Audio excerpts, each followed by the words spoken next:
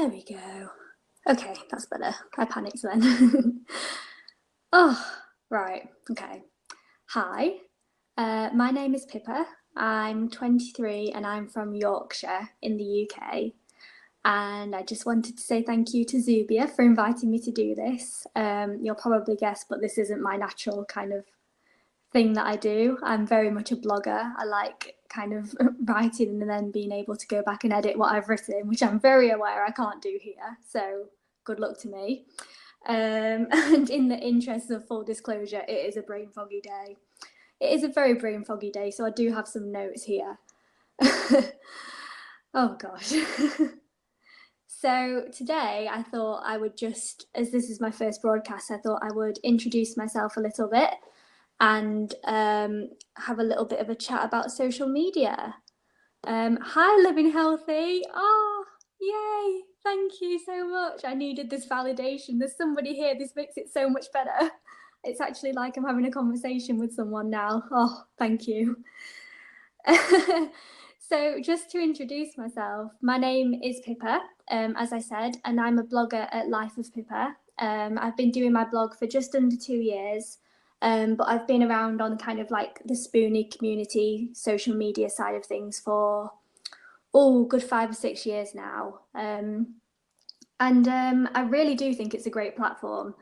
I originally came to kind of the chronic illness community when I was first getting ill, and it just seemed like the way to go really as a young person when you're going through something like being diagnosed with a long-term condition. And in my case in particular, I didn't know anybody else who I could relate to or who I could talk to who was going through something similar to me.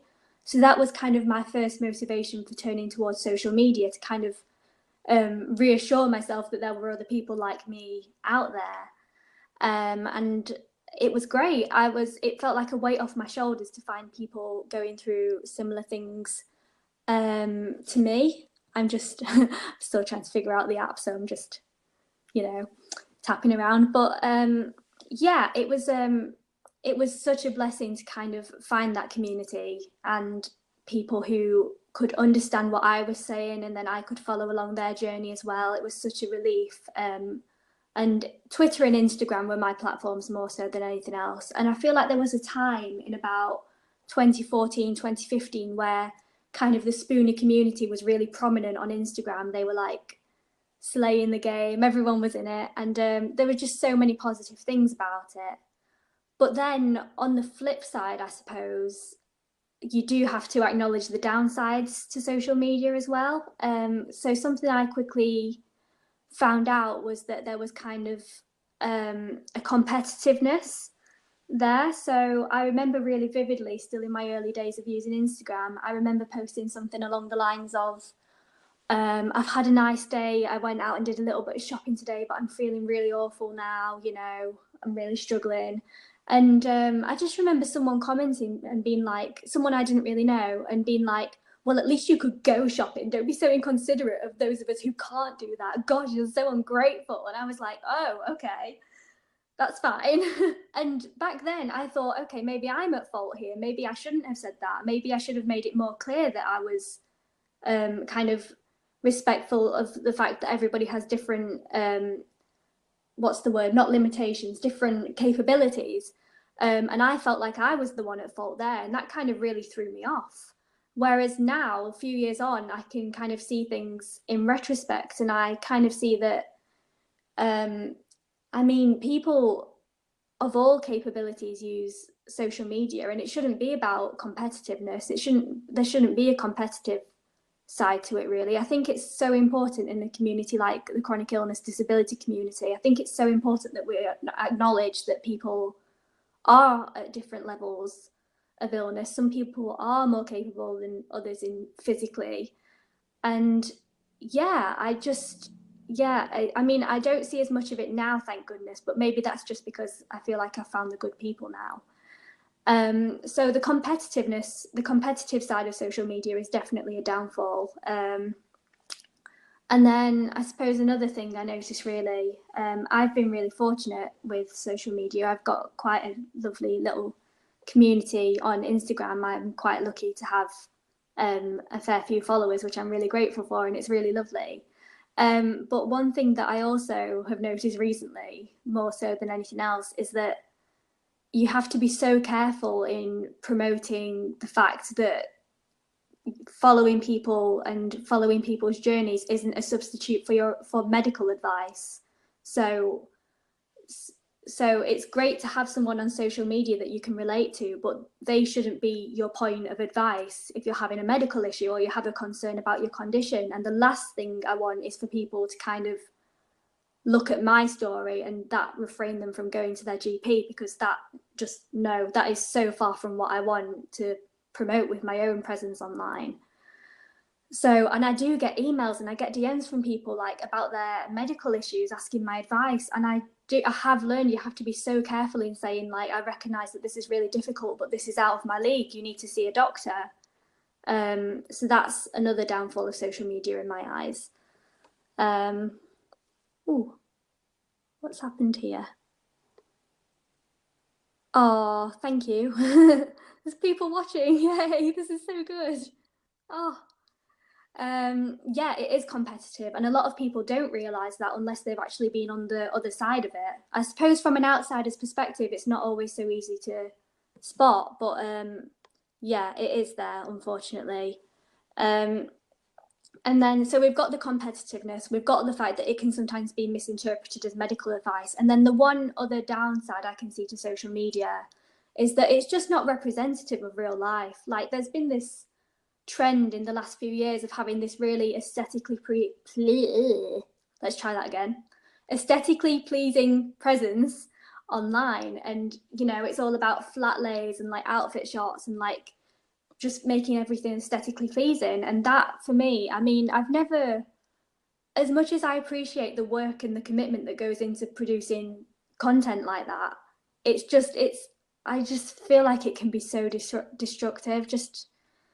I don't know, it just really promotes the idea that other people are doing life better than you, I suppose. And that's a really dangerous thing in my eyes. Like, no. I mean, and I'm really guilty of it. I can't sit here and say that I haven't been caught up in that, because I'm guilty of it. I've been sat here thinking, oh, maybe I need to, you know, be doing all this stuff. I need to make this look prettier. I need to have all these things. And it's just this really destructive cycle that you can get caught into. So I'm still trying to get myself out of that. And I have luckily I think I'm moving away from that now, which is a good thing. And I think that's something that other people appreciate too, which is good. But at the same time, I do respect people who do the whole aesthetically pleasing thing, and they do it so well. And I do know chronic illness bloggers who absolutely slay that, and they're very clear in saying that this isn't necessarily representative of my life, but this is something I enjoy doing and it's my creative outlet. And I do definitely respect that for sure. Thank you very much, Happy Life.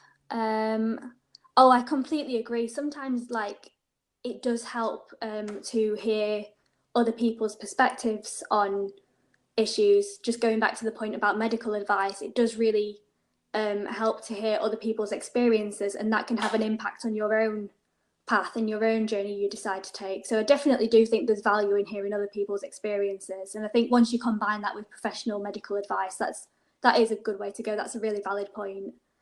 I'm just looking at some of these other questions. I'm sure there's an easier way of doing this that I've not figured it out yet. Have you ever experienced a clinical trial? I haven't, no, and that's something I'd be really interested in pursuing in the future, definitely. I mean, my main condition is ME, so I mean, it's a really pivotal time in terms of research and nice guidelines in the UK. So if ever an opportunity came up, I'd definitely be interested in pursuing a clinical trial, yes. How can we follow you on Instagram and other social media channels? I'm so glad you asked that. So I am on Instagram. My username is Life of Pippa, and all one word. Twitter is Life of Pippa with an underscore at the end. And my blog is www.lifeofpippa.co.uk. And I'm also Life of Pippa on Facebook. So nice and straightforward. But everything's on my blog. You can find it all there. Yeah, so I mean, I've talked a bit about the downside of social media there, like, but I think it's so important to acknowledge all the positive impact it has as well, because for me personally, it's been a game changer. Like, if I hadn't started Instagram, I probably never would have started my blog. And if I hadn't started my blog, I wouldn't have got the job that I'm doing now. And that's something I'll talk about more another time, probably. But it is like social media, when you're going through something like chronic illness and you just feel like there's nobody in the world who can understand how you're feeling right now, having the ability to connect with others through like just through the internet from the comfort of your bed without having to leave the house, like never underestimate how like vital that is, because I sometimes think like what the heck did people do before the internet when they were ill? Like just having this platform to reach out to other people and just knowing that you're not alone, it's so important, and it makes what could possibly be such an isolating experience a little bit less lonely, in my experience. And I'd be interested to hear your own thoughts on that as well, like how has social media helped you, or any of your own experiences with social media? That's something I'd definitely be interested in hearing. Do you think Instagram has had the biggest impact for you? Definitely, yes. Instagram is my biggest I have my biggest following on Instagram, and that's personally the platform that I like the most, although I do love Twitter as well. There's pros and cons to each of them, but I think the Spoonie community is particularly strong on Instagram at the minute. Oh, thank you, Happy Life. Seriously, that I hope you do more of these broadcasts. I hope so too. I'm just glad that someone's here. So that's been all the encouragement I need. If you'll have me back, I'm happy to do more. So yeah, like social media, game changer for me personally. I'm sure it has been for other people as well. And yeah, I would definitely, I think it's really important to be mindful when you're using it, but I would definitely encourage anybody going through something like chronic illness or disability to use social media to their advantage, definitely. And yeah, I mean, I've already mentioned it, but if you want to come and chat with me on social media, like anytime, feel free. We have a nice little community over there. So yeah, anytime you like. And I feel like that's quite a nice stopping point for me. I think I've been talking for about 12 minutes, which I did not expect to happen. So yeah, thank you so much to anybody who listens to this or watches this retrospectively. Like, I really hope you've enjoyed it. And I'm really looking forward to watching other broadcasts on here on the Zubia app. I think it's a really cool platform, and I will hopefully see you next time. Okay. Oh, thank you for watching. Bye. Bye.